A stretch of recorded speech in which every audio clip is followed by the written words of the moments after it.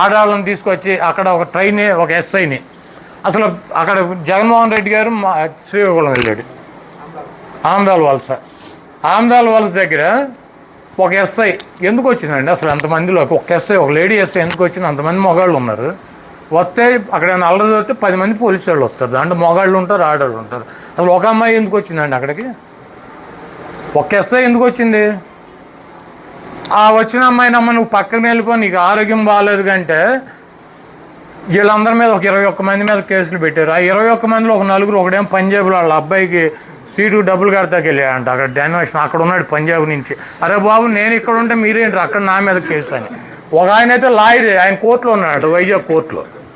ఆయన కోర్టులో వాయిదా ఉంది, జడ్జి గారి ముందు ఉంది, ఆయన మీద పెట్టేశారు కేసు.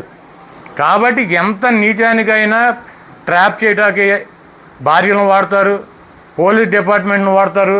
అంటే పోలీసులు అంటే మనమేమనుకుంటాం మనకు రక్షణగా ఉంటే వాళ్ళు వచ్చారనుకుంటాం. ఆఖరికి ఫైనల్గా ఏంటంటే వాళ్ళ బట్టలు ఆలోచన ప్రకారం ఇవన్నీ ఎవరిని ఎక్కడ కులం పేరెట్టి ఎవరిని తిట్టాలో ఆయన డిసైడ్ చేస్తాడు. ఆయన డిసైడ్ చేయగానే నీకు ఎమ్మటే మనం ఏమైనా రెచ్చిపోయి కనుక మనం మాట్లాడామనుకో ఎమ్మటే మా ABN TV5 వీళ్ళు ఆల్రెడీ రికార్డింగ్ వర్షన్ పెట్టేసుకుని ఉంచుతారు. మనం వేస్తున్నాం కదా ట్రాప్, ఎవడొచ్చి పడతాడని రెడీ కూర్చుంటారు.